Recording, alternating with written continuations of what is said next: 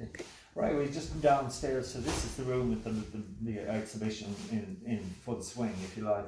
Yeah. And these first three pieces belong to the orphanage. Yes. They particularly emphasise that as a feature.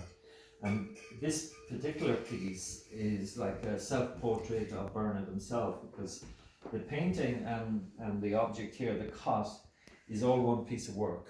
It's not like two separate pieces. It's actually an installation, and one echoes the other. And we've got images inside here of authentic documentation and text from his birth father, and another one across here, a letter that his mother wrote apologising for being late with payments.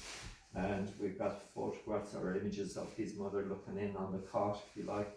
Outside we have more general information, but very peculiar to the dynamic that went on in the exchanges through the St. Pat's and correspondences.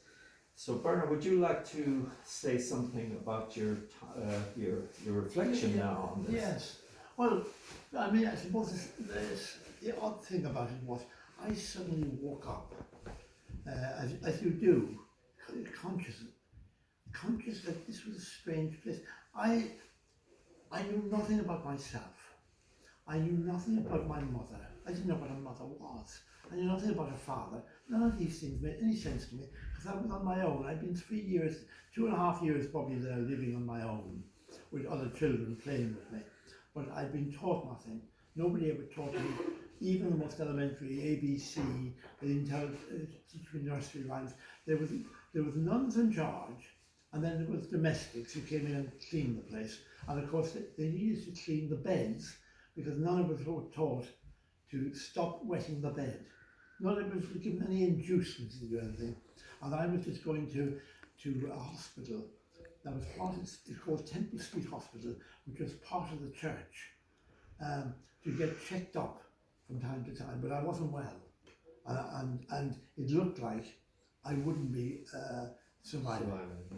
So, well, by the time this woman came in from Edgeworthstown, oh, yes. You must have been a pretty frail. I was a very frail child, Right. and I didn't look like. It was very unusual for anybody in Ireland to take out a child in an orphanage, because the country was already being poisoned by Catholic doctrine that children who were born outside of wedlock were in some sense soggy, or something about them. Right. Okay, very good. So It was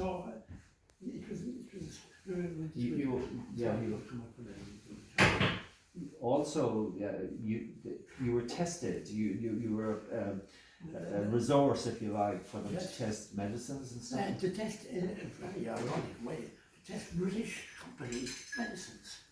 So in other words, Ireland was some kind of financial centre for paying the church for us in here.